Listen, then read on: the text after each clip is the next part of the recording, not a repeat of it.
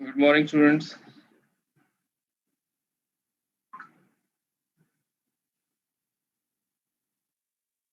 Good morning, sir.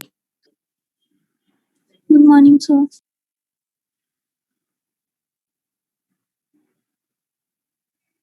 Good morning, sir. Good morning. आजकल तुम लोग कुछ ज्यादा ही शांत रहते हो, क्या चक्कर है? Recording stopped.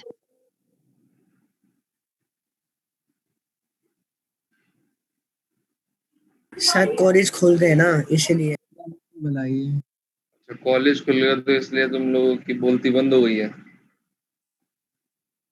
बहुत बढ़िया।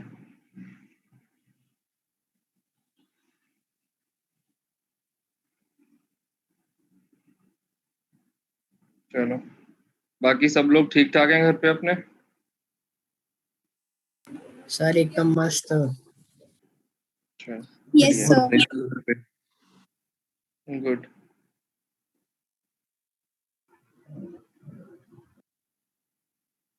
बाकी इस कोविड को थोड़ा सा सीरियसली लो, और जो भी प्रिकॉशंस हैं तुम लोगों को सबको पता ही है क्या क्या प्रिकॉशंस लेने हैं, क्या क्या करना है, तो उसको स्ट्रिक्टली फॉलो करो।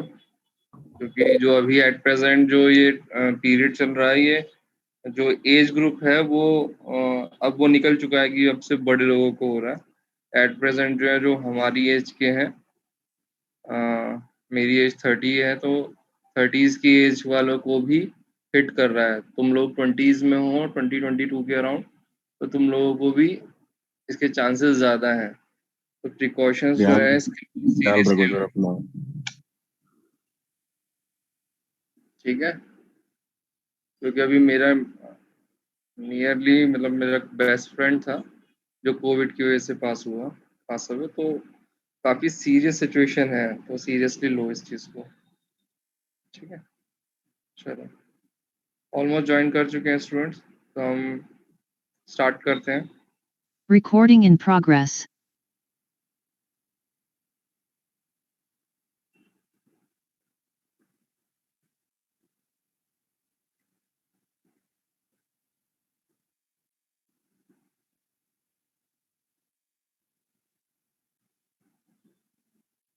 आज हम जो है सेकेंड यूनिट स्टार्ट करने वाले हैं। सेकेंड यूनिट को हम 3-4 पार्ट्स में करेंगे।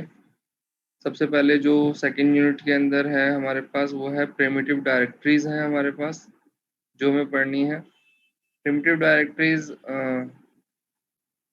प्रिमिटिव डेटा टाइप है जो हमें पढ़ना है, और फिर हमें उससे पहले पढ़ना है प्री प्रोसेसर डायरेक्टिव्स पढ़नी है। प्री प्रोसेसर डायरेक्टिव क्या होते हैं? जो हम हैश इंक्लूड के साथ जो फंक्शंस यूज़ करते हैं वो हमारे प्री प्रोसेसर डायरेक्टिव होती हैं, जो हमें मेन से पहले एग्जीक्यूट होती हैं। हमने उसका यूज़ करना स्टार्ट कर दिया था अपने प्रोग्राम्स के बीच में, बट कॉन्सेप्चुअली हमें उसे एक बार पढ़ने की ज़रूरत है, ठीक है? पहले हम स्टार्टिंग प्री प्रोसेसर डायरेक्टिव से करेंगे। उसके बाद हम प्रिमिटिव डेटा टाइप्स पढ़ेंगे। प्रिमिटिव डेटा टाइप्स कौन से होते हैं? जो कि किसी से ड्राइव होके नहीं आते हैं, डायरेक्टली जो कि हार्डवेयर कंपोनेंट से रिलेट करते हैं, वो हमारे प्रिमिटिव डेटा टाइप्स होते हैं, जैसे कि इंट, फ्लोट, कैर, ठीक है? उसके बाद जो हमारे गेट कैर और पुट कैर इनपुट और आउटपुट के लिए जो हमारे पास फीचर्स था, जो हमने लास्ट अभी कल लैब के अंदर किया है, वो फंक्शन है। उसके बाद हमारे पास डेटा टाइप्स हैं सी के, और फिर उसके बाद arithmetic, relational and logical operators हैं, ठीक है?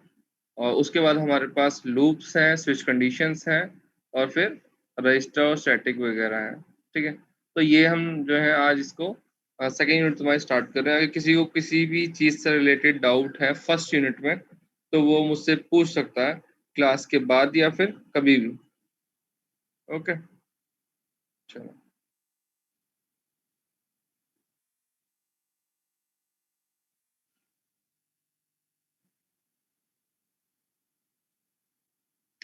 सबको स्क्रीन विजिबल है?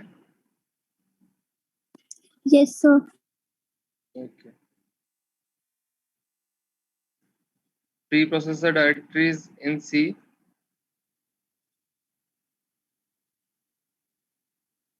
प्रीप्रोसेसर होता क्या है? Preprocessor process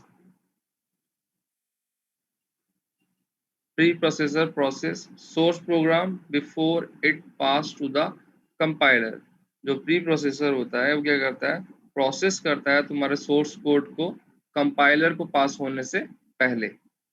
it produce a source code file with the pre processing command properly sorted out. जैसे कि तुम यहाँ पे डायग्राम देख रहे हो, हमारे पास यहाँ पर क्या है, एक डॉक्यूमेंट है या फिर कोड है या प्रोग्राम है, वो हमारे पहले प्री प्रोसेसर के थ्रू पास होता है। प्री प्रोसेसर के थ्रू पास होने के बाद वो कंपाइलर को पास होता है, फाइनल उसका क्या होता है, कंपाइलेशन होके एग्जीक्यूशन परफॉर्म होता है। ठीक है, होता क्या है ये actually, preprocessor directives, preprocessor commands are known as directive. जो प्री प्रोसेसर है वो कमांड होती है उसको हम डायरेक्टिव्स बोलते हैं। Pre processor provide certain feature, these features are also known as the preprocessor directive. Preprocessor directive start with the hash sign। जो भी हमारी प्री प्रोसेसर की कमांड्स होती हैं वो हमारी किससे स्टार्ट होती हैं, हैश साइन से स्टार्ट होती है। जैसे कि hash include studio dot H. अब ये क्या है, हमने जैसे कि हम क्या करते हैं, स्टूडियो डॉट एच क्या है, हमारी स्टैंडर्ड इनपुट आउटपुट फाइल है। ये क्या है, हमारी एक हेडर फाइल है जिसको हम एच स्टैंड फॉर, जो डॉट एच है एक्सटेंशन किसके लिए स्टैंड करती है, ये S stand for header file. Okay, तो जितने भी हमारे फीचर्स हैं जो कि प्री एग्जिस्ट करते हैं, अब जैसे कि प्रोग्राम के अंदर हमने एक प्रोग्राम लिख लिया है सिंपल हेलो वर्ल्ड का, उसके अंदर भी हम हेलो वर्ल्ड प्रिंट करने के लिए भी हम printf फंक्शन का यूज करते हैं। जो printf फंक्शन है वो प्री एग्जिस्ट करता है हमारी लाइब्रेरीज के अंदर, जो हमारी स्टैंडर्ड इनपुट लाइब्रेरी है, इनपुट आउटपुट लाइब्रेरी, उसमें एग्जिस्ट करता है। तो हमें सिंपली क्या करना है, अपनी उस फाइल को जो प्री प्रोसेसर डायरेक्टिव है उसको क्या करना है, उसको इंक्लूड करना है अपने प्रोग्राम के अंदर, जो कि हम करते हैं।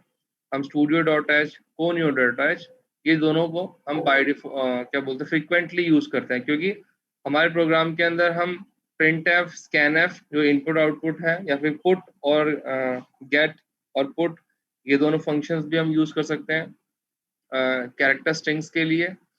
स्कैन और, कोई मुझे बताएगा स्कैन के अंदर और गेट के अंदर डिफरेंस क्या है, स्कैन फंक्शन और गेट्स फंक्शन। हाँ मान्य बताओ। सर जो स्कैन फंक्शन है वो सिर्फ हमारा एक ही कैरेक्टर को इनपुट एज अ स्टोर करवा सकता है, वेयर एज जो गेट फंक्शन है वो हमारा पूरी एक लाइन को स्टोर करवा सकता है। मतलब उसमें वाइट स्पेसेस जो होंगे वो भी काउंट होंगे, और अगर स्कैन में देखेंगे तो अगर वाइट स्पेस आ जाता है तो वो वहीं पे उसको स्टॉप कर देता है, टर्मिनेट कर देता है वो वाला फंक्शन। वेरी गुड, बहुत बढ़िया मान्य। सिंपल बेसिक सा डिफरेंस है, स्कैन के अंदर क्या होता है, सिंगल एक वर्ड या फिर कैरेक्टर को ही वो इनपुट लेता है, जैसे ही उसके पास एक ब्लैंक स्पेस जाता है वो वहाँ पे टर्मिनेट हो जाता है। जबकि पुट्स के अंदर, गेट्स के अंदर क्या है, ऐसा नहीं होता। गेट के अंदर हम कंप्लीट स्ट्रिंग दे सकते हैं एक, उसके अंदर including the white spaces. Clear है, ये हमारी बेसिक डिफरेंसेस है इसके अंदर। चलो,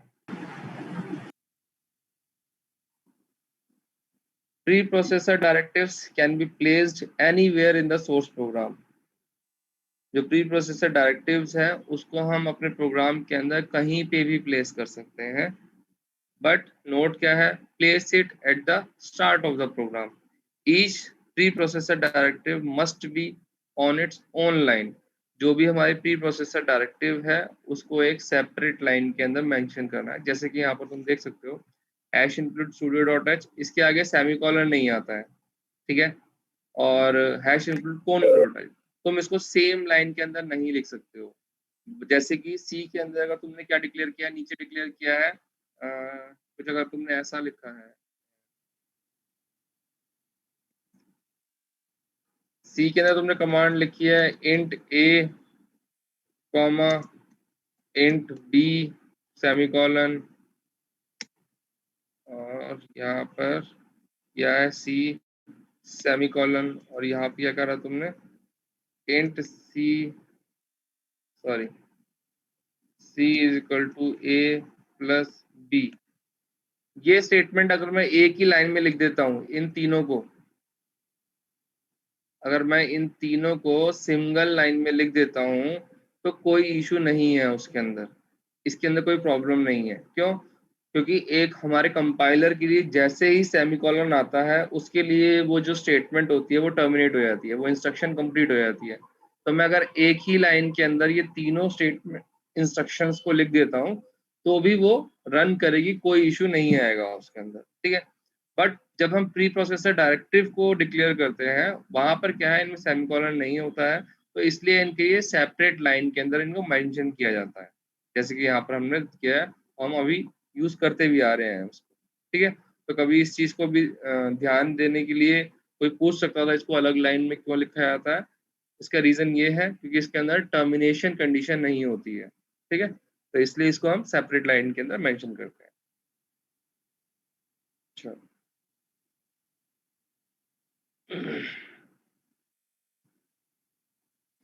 प्री प्रोसेसर डायरेक्टिव्स के अंदर हमारे पास क्या आते हैं, डिफरेंट टाइप्स की डायरेक्टरीज है हमारे पास। मैक्रो एक्सपेंशन है, फाइल इंक्लूजन है, कंडीशनल कंपाइलेशन है और मिसलेनियस डायरेक्टिव्स हैं। ये हमारे प्री प्रोसेसर डायरेक्टिव्स के अंदर आते हैं जिनको हम यूज करते हैं। जैसे जैसे हम प्रोग्रामिंग को आगे करेंगे वैसे वैसे हम इन सबको यूज करेंगे। नेक्स्ट प्रोग्राम के अंदर जो भी नेक्स्ट लैब होगी उसमें मुझे याद कराना अगर मैं भूल जाता हूँ, तो हम मैक्रो एक्सपेंशन के ऊपर एक प्रोग्राम करेंगे, ठीक है। चलो हम वन बाय वन डिस्कस कर लेते हैं ये जो macro expansion, file inclusion, conditional और मिसलेनियस प्री प्रोसेसर डायरेक्टिव कौन कौन सी होती है और इनको यूज। सबसे पहले आती है हमारे पास macro expansion. Hash define function, जो हमारा जो कीवर्ड है define, hash define directive is known as a macro expansion. जो हम अगर हमने क्लास के अंदर एक बार पहले भी डिस्कस किया था, जब हमें कोई भी वेरिएबल जो है ग्लोबली डिक्लेयर करना होता है तो हम हैश डिफाइन अपना जो जहाँ पर अपना हम हैश इंक्लूड डिक्लेयर करते हैं उसी के जस्ट नीचे बाद मतलब मेन प्रोग्राम से पहले जो हम मैक्रो एक्सपेंशन को डिक्लेयर कर सकते हैं। तो उसके लिए कीवर्ड क्या यूज करते हैं, कीवर्ड यूज करते हैं हैश डिफाइन। इसको डिफाइन कैसे करते हैं, इसकी पूरी स्टेटमेंट क्या होती है, इसकी स्टेटमेंट होती है कुछ ऐसे, हैश डिफाइन पाई।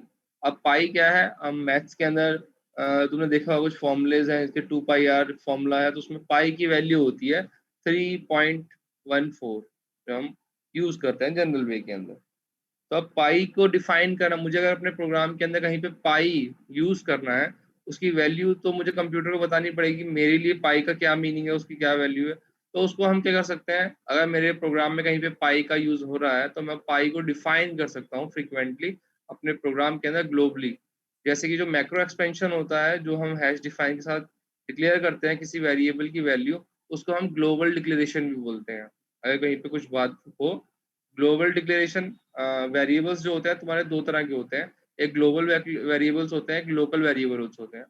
ग्लोबल वेरिएबल्स वो होते हैं जो कि तुम्हारे throughout the program exist करते हैं। थ्रू आउट द प्रोग्राम मतलब तुम अगर कोई भी तुम्हारे एक प्रोग्राम के अंदर नंबर ऑफ फंक्शंस हैं और नंबर्स ऑफ मतलब क्लासेस हैं, तो उसके अंदर अगर मान लो तुमने कोई ग्लोबली डिक्लेयर किया है वेरिएबल, जैसे कि हैश डिफाइन पाई 3.14 मैंने ऐसे किया है, तो मैं पाई को उस प्रोग्राम के अंदर जितने भी फंक्शन एग्जिस्ट करते हैं सब के अंदर यूज कर सकता हूँ।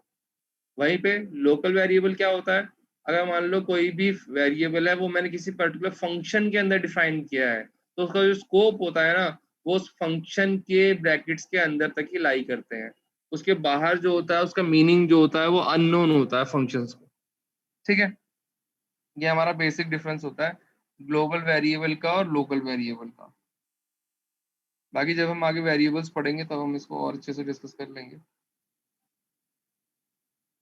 जनरल फॉर्म क्या होती है, जनरल फॉर्म जो इसका टेम्पलेट होता है, जो इसका सिंटेक्स है, सिंटेक्स क्या है, hash define macro template, macro template या फिर मैक्रो नेम, जो भी हम इसको नाम देने वाले हैं। अब यहाँ पे पाई को मैंने PI से मेंशन किया है, मैं चाहूँ तो यहाँ पर इसको कुछ भी मेंशन कर सकता हूँ। मैं यहाँ पे मेंशन कर सकता हूँ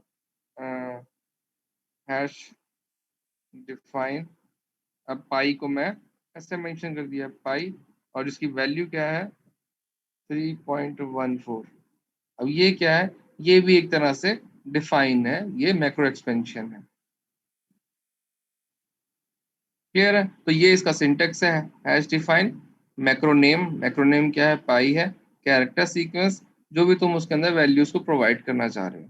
अब वो कैरेक्टर हो सकती है, इंटीजर हो सकती है, फ्लोट हो सकती है, ये डिपेंड करता है तुम्हारी रिक्वायरमेंट के ऊपर। फिर नेक्स्ट चलते हैं मैक्रो एक्सपेंशन के अंदर। Pre processor search for macro definition. जो प्री प्रोसेसर होता है, जैसे कि हमने अपने फर्स्ट डायग्राम के अंदर पढ़ा था कि हमारा जो प्रोग्राम होता है सबसे पहले वो प्रोसेस होता है बाय प्री प्रोसेसर। तो प्री प्रोसेसर का काम क्या है? प्री प्रोसेसर का काम है जितने भी प्री प्रोसेसर डायरेक्टिव का यूज हो रहा है। प्री प्रोसेसर डायरेक्टिव कौन सी है? जैसे कि तुम्हारे पास मैक्रो है, फाइल इंक्लूजन है, और मिसलेनियस है, और कंपाइलेशन है। ये जो हमारे पास क्या है, ये प्री प्रोसेसर डायरेक्टिव है। तो प्री प्रोसेसर का काम क्या है? प्री प्रोसेसर डायरेक्टिव कोई उसके अंदर एग्जिस्ट करता है कोड के अंदर, तो वो उनको क्या करता है? प्रोसेस करता है। जैसे कि प्री प्रोसेसर डायरेक्टिव के अंदर हम कौन कौन से यूज अभी तक कर रहे थे? हम यूज कर रहे थे हैश इंक्लूड और hash include studio dot h, hash include conio dot h। उन दोनों इंस्ट्रक्शन को जो प्रोसेस कर रहा था वो कर रहा था प्री प्रोसेसर। फिर चलो, हाँ, तो प्री प्रोसेसर क्या सर्च करता है? मैक्रो डेफिनेशन को। तो मैक्रो डेफिनेशन क्या है? हैश डिफाइन पाई, या फिर मैं ए बी सी कोई भी वेरिएबल में वहां पर डिक्लेयर करके उसकी वैल्यूज को डिफाइन कर सकता हूँ। After finding the hash define directive, it search entire program for the macro template. एक बार हैश डिफाइन डायरेक्टिव को सर्च करने के बाद प्री प्रोसेसर क्या करता है? कंप्लीट प्रोग्राम को स्कैन करता है, सर्च करता है मैक्रो टेम्पलेट के लिए, and replace each macro template with a macro expansion. और उस प्रोग्राम के अंदर मैक्रो टेम्पलेट से मैक्रो एक्सपेंशन को रिप्लेस कर देता है। इसका क्या मतलब हुआ? अब ये मैक्रो टेम्पलेट क्या है? मैक्रो टेम्पलेट है पाई, और मैक्रो एक्सपेंशन क्या है? उसकी वैल्यू। तो इसका मीनिंग क्या हुआ? अगर तुमने कहीं पे भी, तुम अपने प्रोग्राम के अंदर 3.14 को यूज नहीं करने वाले, तुम अपने प्रोग्राम के अंदर पाई को यूज करने वाले हो, तो वही उसने यहाँ पे मेंशन किया है कि जो प्री प्रोसेसर है एक बार हैश डिफाइन डायरेक्टिव को सर्च करने के बाद मैक्रो टेम्पलेट्स को सर्च करता है। मैक्रो टेम्पलेट को सर्च करने का मतलब है, तो मैक्रो टेम्पलेट मतलब मैक्रो का नेम। जैसे पाई है, अगर कहीं पे ऊपर हैश डिफाइन पाई है तो वो अपने पूरे प्रोग्राम के अंदर पाई को सर्च करता है, और पाई को सर्च करने के बाद उसको रिप्लेस कर देता है मैक्रो एक्सपेंशन से। मैक्रो एक्सपेंशन क्या है? उसकी वैल्यू 3.14। ये सिंपली एक वेरिएबल का ही तरीका है। ठीक है। बेस्ट प्रैक्टिस क्या है? Use capital letter for the macro template.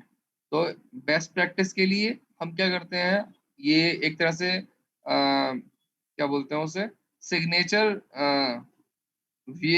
वे है मैक्रोज को राइट करने का, या फिर किसी भी प्रोग्राम के अंदर मैक्रो को आइडेंटिफाई करने का, कि उसको हम कैपिटल में मेंशन करें। अगर हम कहीं पे भी मैक्रोज को यहाँ पे कैपिटल में मेंशन करते हैं तो थ्रू आउट द प्रोग्राम उसको आइडेंटिफाई करना इजी होता है। ठीक है। Do not use semicolon. कभी भी मैक्रो एक्सपेंशन के साथ सेमीकॉलन का यूज नहीं होता है।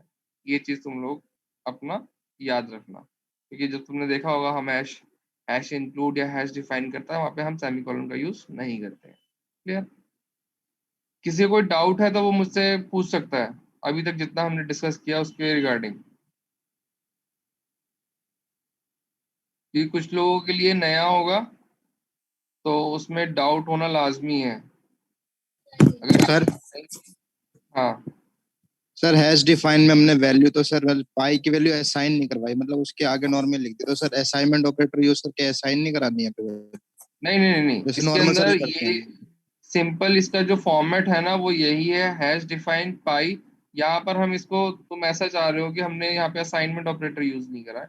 नहीं, जो हम मैक्रो एक्सपेंशन के अंदर हम जस्ट वेरिएबल का मतलब मैक्रो टेम्पलेट लिख के उसके सामने उसकी वैल्यू मेंशन कर देते हैं, वो दैट्स इट। वो बाय डिफॉल्ट उसको वो असाइन हो जाती है वैल्यू। हमें उसके अंदर इंटेंशनली असाइनमेंट ऑपरेटर का यूज नहीं करना होता।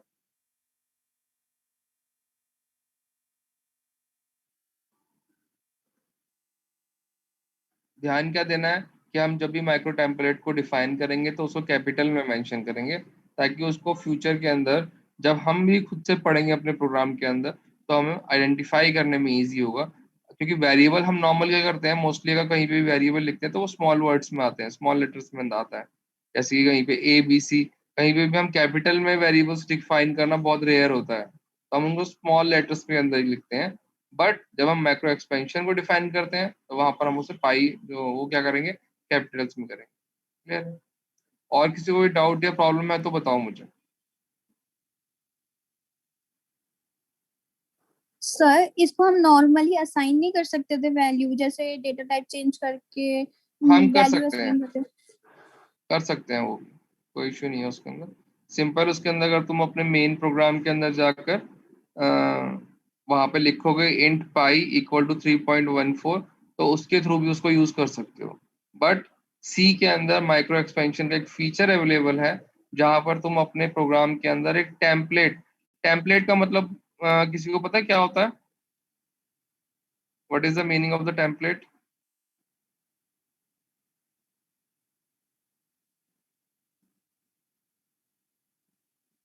टेम्पलेट एक तरह का क्या होता है, प्रोटोटाइप बना देना किसी चीज को।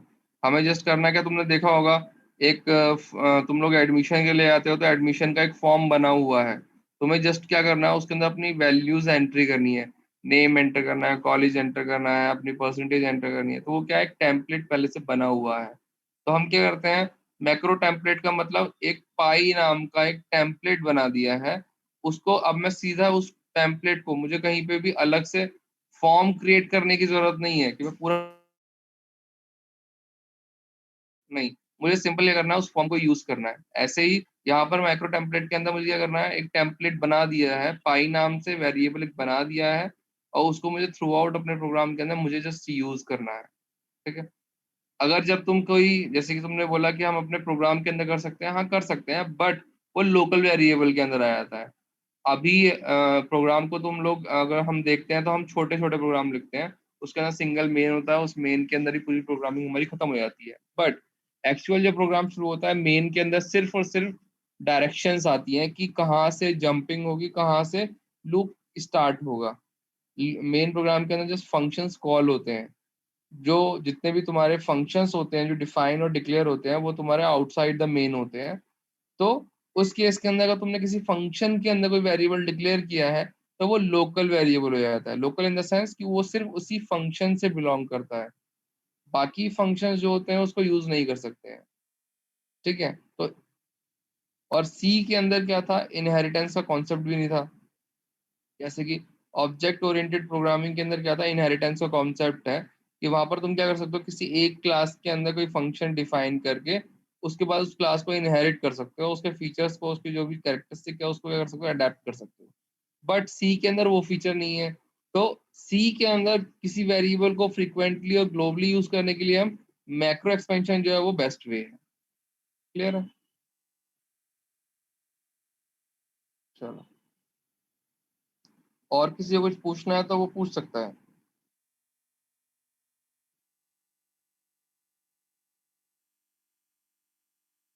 ठीक है, नेक्स्ट है हमारे पास मैक्रो वाई। हम क्यों मैक्रोस का यूज करते हैं, क्या जरूरत है हमें मैक्रोस को यूज करने की?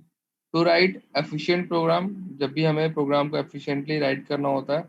एफिशिएंटली राइट करने का मतलब क्या है, जहाँ पर हम बहुत ही कन्वीनियंट वे के अंदर उसको यूज कर सकें। अब जैसे कि अभी बात आई, हम उसके अंदर मैक्रोस को ना यूज करके सिंपल अपना वेरिएबल डिक्लेयर कर सकते थे। बट वहां पर क्या होगा, हमें मल्टीपल टाइम उस वैल्यूज को, अगर मेरे प्रोग्राम के अंदर 4 से 5 फंक्शंस हैं, उन चारों पांचों फंक्शन के अंदर मुझे अगर मुझे मान लो मैं ज्योमेट्रिकल वैल्यूज फॉर्मूलाइज के लिए कोई प्रोग्राम बनाता हूँ जहाँ के अंदर मैं क्यूब का, स्क्वायर का, स्पेयर का और सिलेंड्रिकल का, इन सब की वैल्यूज को कैलकुलेट कर रहा हूँ जस्ट वेरिएबल इनपुट करवा कर, तो इन सब के अंदर पाई का यूज हो रहा है। अगर मैं इन सब के लिए अलग अलग फंक्शन यूज करता हूँ तो मुझे उन सब के अंदर अलग अलग पाई को डिक्लेयर करना पड़ेगा, डिफाइन करना पड़ेगा। तो उस केस के अंदर क्या है, हम मैक्रोस का यूज हमारे लिए क्या है, एफिशिएंट होता है। नेक्स्ट क्या है, to increase the readability of the program. Program को रीडेबल बनाने के लिए, मतलब इजीली अंडरस्टैंडेबल बनाने के लिए हम क्या करते हैं, मैक्रोस का यूज करते हैं। अभी क्या है, फर्स्ट टाइम अगर कुछ स्टूडेंट के लिए फर्स्ट टाइम है तो उनके लिए होगा ये अटपटा लगता है कि हम जरूरत क्या है इसे यूज करने की। बट जैसे जैसे तुम आगे इसको प्रोग्रामिंग करोगे तो इसको यूज करना कन्वीनियंट हो जाता है। Variable versus macro template. अब ये जो हम मैक्रो टेम्पलेट है और वेरिएबल्स है, दोनों का यूज ऑलमोस्ट सेम है, जैसे इनका जो स्कोप है और जो इनकी जो लाइबिलिटी है वो थ्रू आउट द प्रोग्राम वो डिफरेंट है।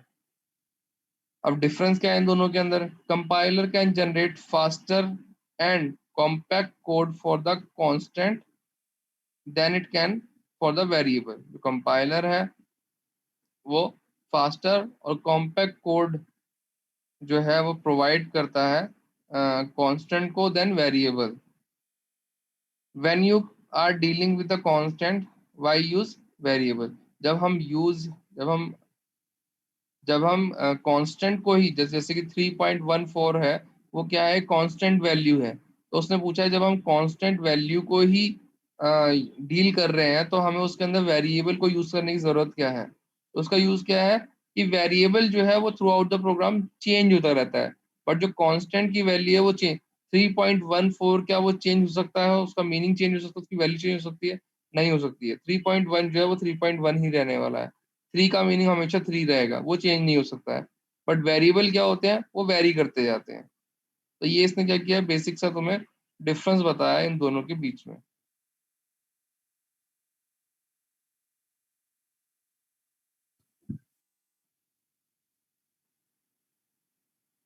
नेक्स्ट है हम मैक्रोस को कहाँ कहाँ यूज कर सकते हैं। ठीक है, अगर हम कहीं पे एंड ऑपरेटर जो हमारे रिप्लेस कर सकते हैं, अगर हम मान लो कोई भी ऑपरेटर है या फिर कोई भी कंडीशन है, कोई भी स्टेटमेंट है, उसको हम क्या कर सकते हैं? रिप्लेस कर सकते हैं मैक्रोस की हेल्प से। जैसे कि हमने यहाँ पे क्या डिफाइन किया है? Hash defined and. एंड क्या है? मेरा टेम्पलेट है जिसको मैं यूज कर सकता हूँ। उसका वर्क क्या रहेगा? एंड ऑपरेटर जो हमारा बिटवाइज ऑपरेटर होता है, एंड ऑपरेटर, उसका ये रिप्रेजेंट करेगा। वैसे ही हैश डिफाइन और बिटवाइज और को रिप्रेजेंट करेगा। कोई मुझे बताएगा एंड और का यूज क्या होता है?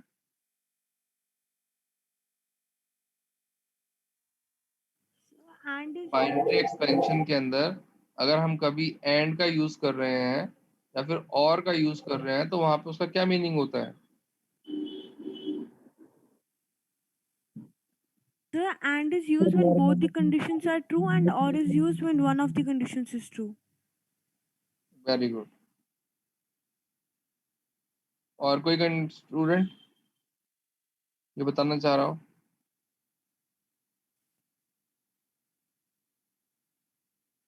धृति ने जैसे बताया बिल्कुल ठीक है।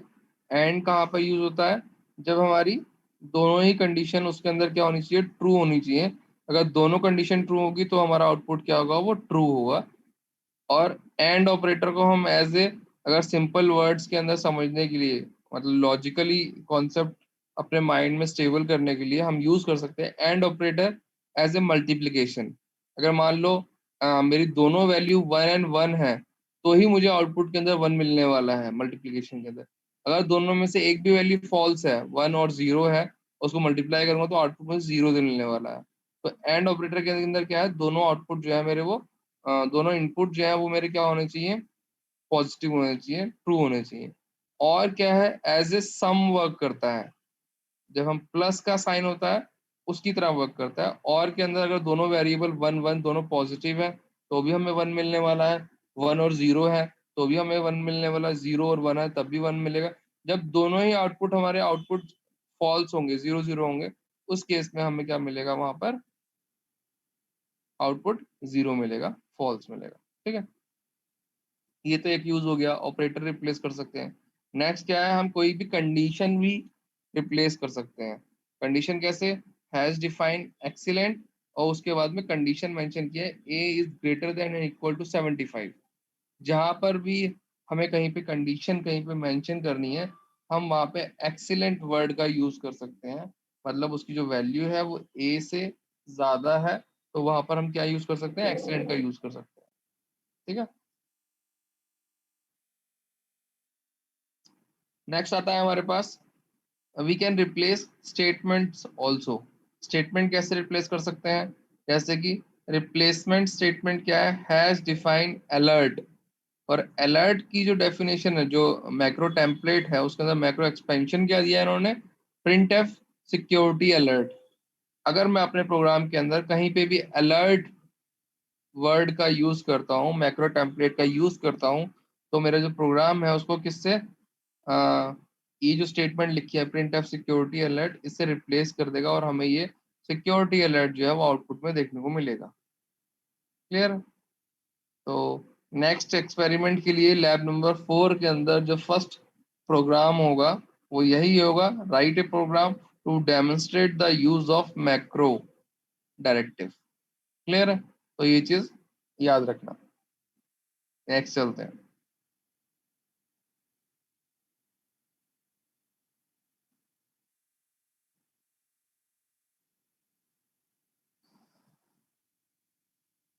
Defined macronym can be used as a part of the definition of the other macronym। अगर कोई मैक्रोनेम मैंने यूज किया है, उसको मैं किसी दूसरे मैक्रोनेम को डिफाइन करते वक्त भी यूज कर सकता हूँ। जैसे कि यहाँ पर मैंने क्या किया है, हैश डिफाइन मिन।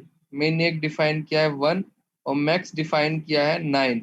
मतलब दो वैल्यूज डिफाइन कर दिए हैं मैंने, दो टेम्पलेट और उनकी एक्सपेंशन मेंशन किए हैं। थर्ड के अंदर मैंने क्या किया, मिडल को मैंने डिक्लेयर किया है, तो उसके लिए मैंने मिडल के लिए क्या किया है, मैक्स माइनस मिन डिवाइड बाय 2। तो ये मैक्रो के अंदर मैक्रो नेम्स को मैं यूज कर सकता हूँ कंप्यूटेशन के लिए, तो ये भी पॉसिबल है। क्लियर है? No text substitute occur if the identifier is within code string. इसके अंदर कोई भी टेक्स्ट सब्स्टिट्यूट नहीं आता है अगर उसको हम डबल कोट्स के अंदर मेंशन करते हैं। क्लियर है? इसको जब हम कोडिंग के अंदर करेंगे तो ज़्यादा अच्छे से हम इसको समझ पाएंगे। तो नेक्स्ट टाइम जब हम प्रोग्राम करेंगे तो उसको एक बार हम एक मैक्रो का प्रोग्राम रन करके देखेंगे और फिर उसके बाद तुम लोगों को एक प्रोग्राम इसके ऊपर खुद से करना होगा। तुम लोग अभी भी अपने घर पे कोई भी एक प्रोग्राम जो है सिंपल, कोई भी सर्कल का सर्कमफ्रेंस के लिए हो गया, या फिर कोई भी जिसके अंदर मैथ्स का कोई फंक्शन फॉर्मूला यूज हो रहा हो, तो वहां पर तुम उसको यूज कर सकते हो। या फिर किसी भी डेफिनेशन के अंदर किसी भी वेरिएबल को एज ए मैक्रो डिफाइन करके उसको यूज करके चेक करके देख सकते हो रन हो रहा है या नहीं हो रहा है। अगर किसी को डाउट आता है कुछ तो वो मुझे व्हाट्सएप कर देना। ठीक है, चलो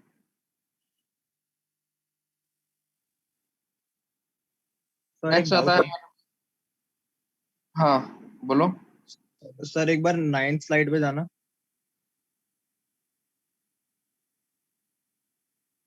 हाँ सर इसमें जो सबसे लास्ट वाला है रिप्लेस स्टेटमेंट, सर उसमें हमको पूछना हाँ था कि जैसे मान लो हम नॉर्मली कोड लिखते हैं तो उसमें हम हाँ एक सेमीकोलन लगाते हैं, है ना, जैसे कि यहाँ पे लगाया हुआ है।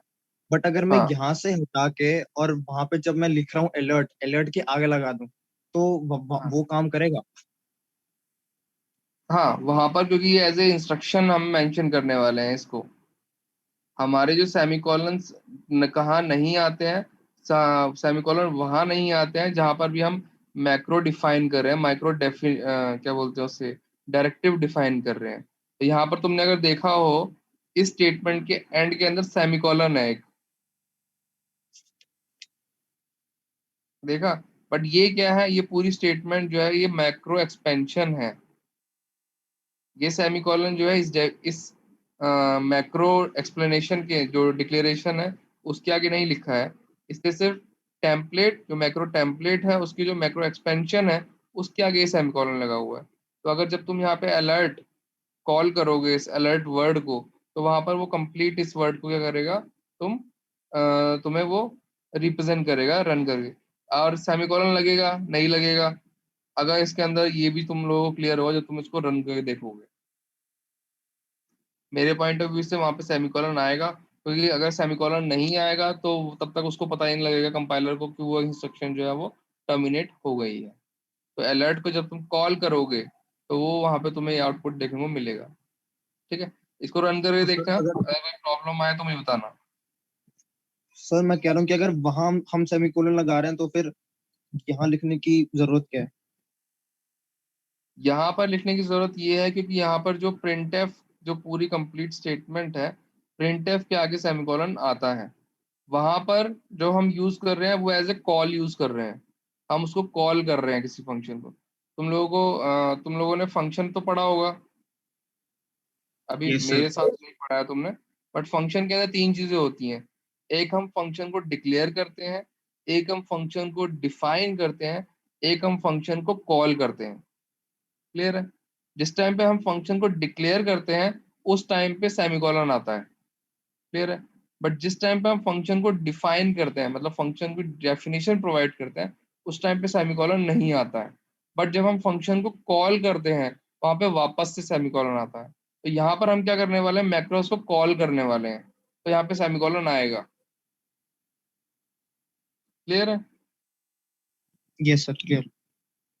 बाकी एक बार इसको रन करके देखना, कोई बहुत बड़ा प्रोग्राम नहीं है, सिंपल एक programme.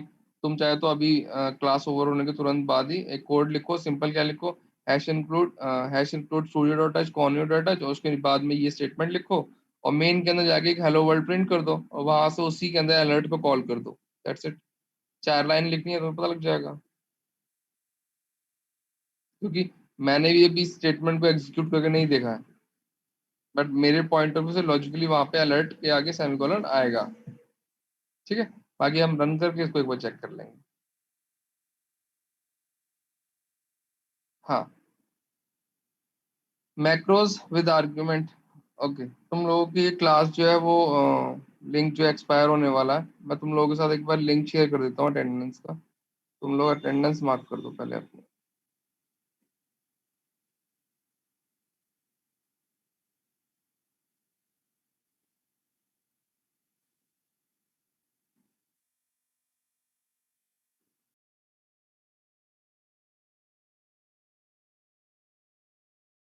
Recording in progress.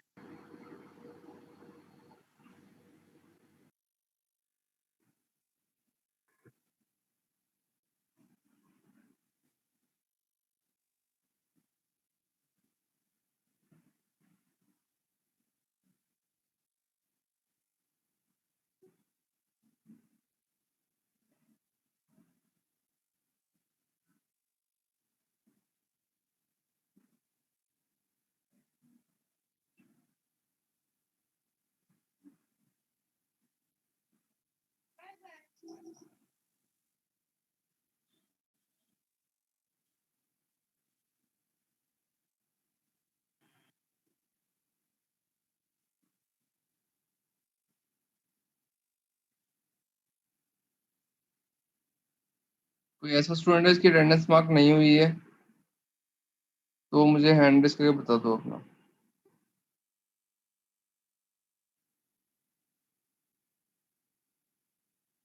Aastha, Aastha enrolment number बोलो अपना।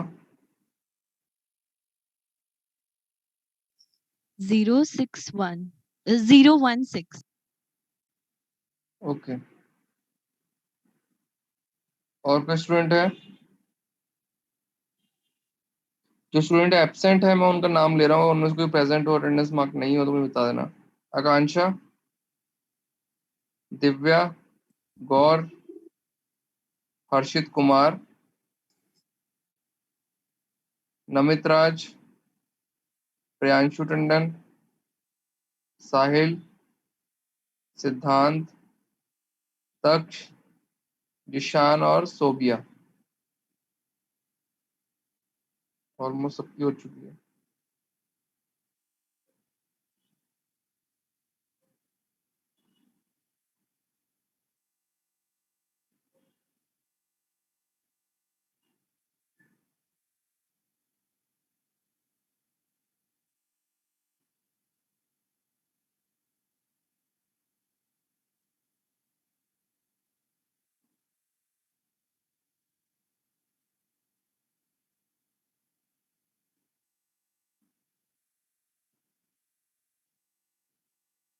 हाँ, कंटिन्यू करते हैं हम अपने मैक्रो विद आर्गुमेंट्स के साथ।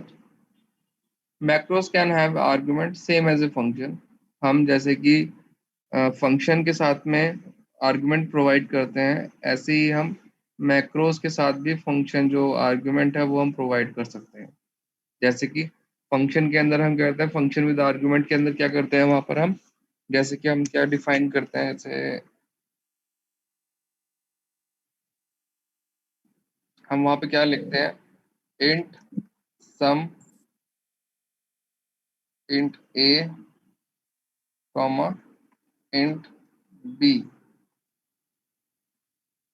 ये हमने क्या किया है, एक फंक्शन डिक्लेयर किया है, इसके अंदर क्या है, 2 आर्ग्यूमेंट मैंने डिफाइन किए हैं, ठीक है। वैसे ही यहाँ पर हमने सेम किया है, मैक्रो के अंदर भी हम आर्ग्यूमेंट डिफाइन कर सकते हैं। हैश डिफाइन इज एक्सीलेंट, और एक्स जो है इसके अंदर क्या है, आर्गुमेंट पास किया गया है। Argument pass in the sense, अगर जब हम इसको कॉल करेंगे, जहाँ पे हम इज एक्सीलेंट को मेंशन करेंगे, वहां पर हम इसको कॉल कैसे करेंगे, इज एक्सीलेंट को हम वहां पे ऐसे लिखेंगे, इज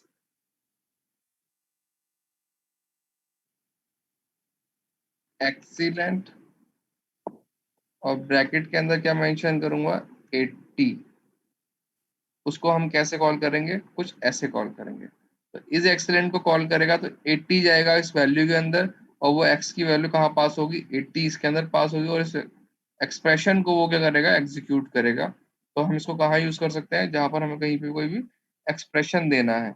और एक्सप्रेशन हम कहाँ यूज कर सकते हैं, इफ कंडीशन है जैसे, तो इफ के अंदर हम डायरेक्ट इसको मेंशन कर सकते हैं, कैसे, इफ, और उसके साथ में अपनी यहाँ पर हम लिख सकते हैं ये वैल्यू। इफ स्टेटमेंट के अंदर भी हम इसको यूज कर सकते हैं। क्लियर है? तो ये हमारे पास क्या है, माइक्रो एक्सपेंशन है, जिनको हम यूज कर सकते हैं किसके साथ, आर्गुमेंट के साथ।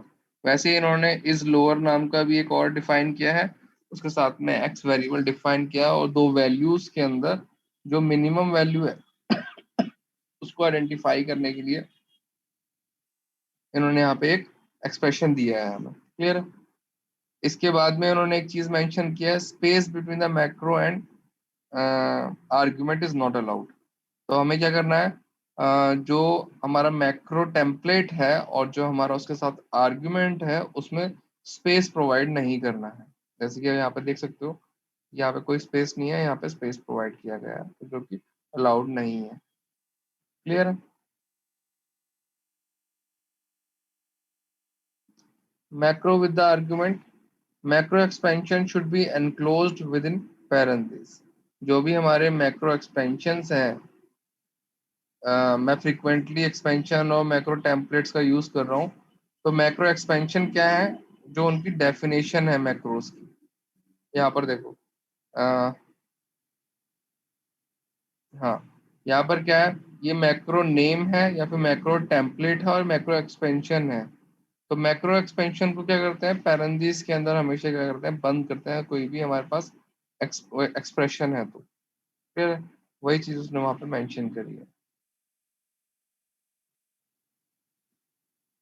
जैसे कि hash define is lower x, ये क्या है, मैक्रो टेम्पलेट है, और मैक्रो टेम्पलेट के बाद इसने क्या किया है, ये इसकी एक एक्सप्रेशन दिया है कंप्लीट। तो उसको इसने क्या किया है, एनक्लोज किया है पैरेंथेसिस के अंदर।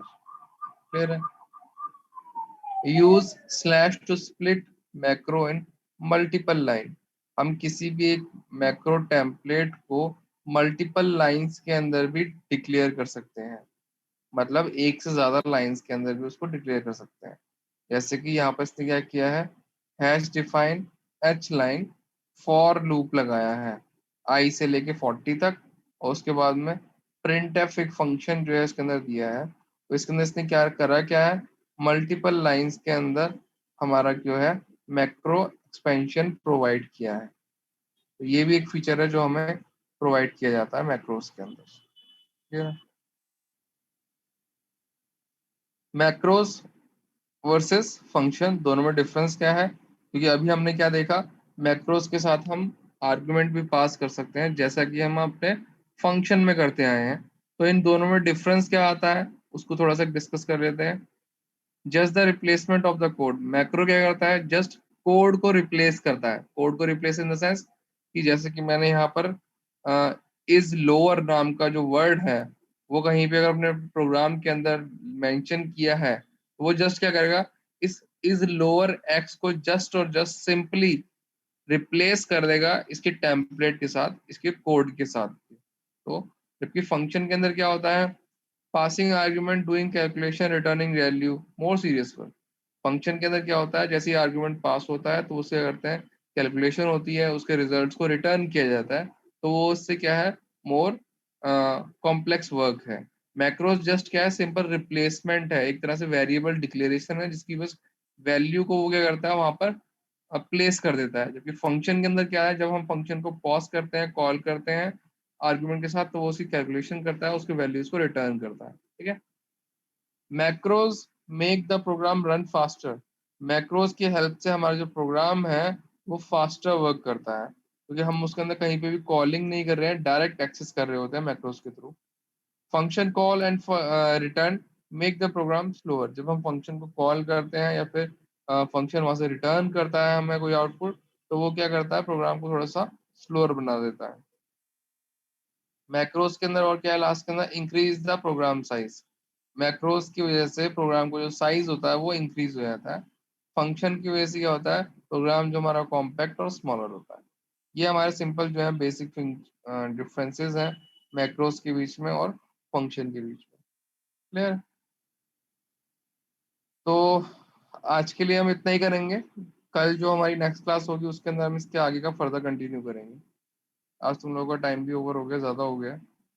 किसी को कुछ पूछना है तो वो पूछ सकता है, अदरवाइज तुम लोग लीव कर सकते हो। Anyone have any question? Sir हाँ, सर मैंने आपको कल एक कोड भेजा था सर, कौन सा जिसमें वाला? एरर आ रहा था सर। सर जिसमें एरर आ रहा था सर, ग्रेड वाला। मुझे एक बार अपनी स्क्रीन शेयर कर दो, हम अभी उसे डिस्कस कर सर ये लेते हैं। फोन पे हूँ सर मैं अभी। सर एक्चुअली मुझे व्हाट्सएप सही देख। बताऊं, मेरे को बॉस अकेला नहीं, मेरे को कम से कम 6 बच्चों के, 5 या 6 बच्चों के कोड आए हैं। उन सबको ऑलमोस्ट मैंने सबको रिप्लाई किया है। सर रिप्लाई तो करा था सर आपने, लेकिन सर मेरे को ये समझ नहीं आ रहा कि सर जो स्विच केस वाला था ना सर, हाँ, सर उसको मैं करूँ कैसे सर? जैसे आपने कहा कि उसके आगे मैं यूज नहीं कर सकता ब्रैकेट को स्विच केस के आगे। अच्छा अच्छा अच्छा अच्छा, तुमने वो प्रोग्राम के अंदर स्विच के अंदर पूरी वो हाँ एक्सप्रेशन दे रखा है। हाँ हाँ सर, वही वाली है सर। हाँ हाँ, तो हमने तो कल सर ही उसको अपने मैं करूँ लेक्चर, कैसे? वो हमने कल ही उसको पढ़ा था कि अगर हमें कभी भी एक सेकंड,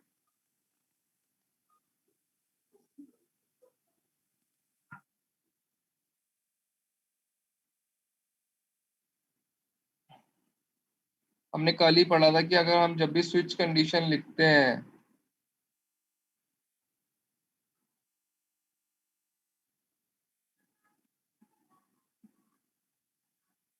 स्विच के साथ हम क्या करते हैं, सिर्फ इंट या और कैर वेरिएबल को ही एज ए इनपुट लेते हैं।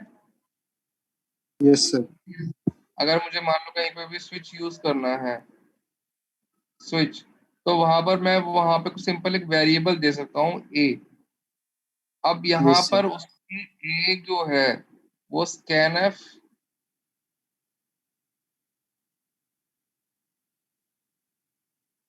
Percent D comma percent.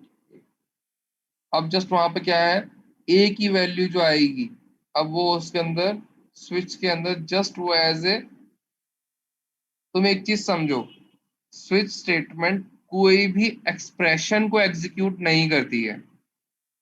अगर तुम चाहो कि स्विच के अंदर जाकर मैं कोई एक्सप्रेशन रन कर लूं तो वो पॉसिबल नहीं है। स्विच जस्ट तुम्हारी एक वैल्यू को लेकर उस स्टेटमेंट पे जंप करता है। अब यहाँ पर मान लो मैंने एक पे मैंने यहाँ पे लिख दिया है एंटर द एंटर 1 और 2, मैंने यहाँ पे प्रिंटफ में दे दिया है कि मुझे 1 या 2 एंटर करो। अगर वहां पे 3 एंटर करेगा तो बाय डिफॉल्ट चला जाएगा। 1 और 2 के लिए मैंने यहाँ पे केसेस क्या दे रखे हैं, यहाँ पे केस लिख देता हूँ, 1 कॉलन और उसके अंदर प्रिंट एफ। यहाँ पे क्या प्रिंट करा रहा हूँ मैं, सिंपल आई एम 1। और वैसे ही मेरे पास एक केस 2 ले लिया मैंने, कॉलन और उसके अंदर printf I am 2। ठीक है, ये एक सिंपल सा एक्सप्रेशन है। यहाँ पर तुम चाहे तो यहाँ पे मैंने ऐसे यहाँ पे इंटीजर यूज किया है, 1 और 2 का यूज किया है, तुम यहाँ पे एक कैरेक्टर भी लिख सकते हो।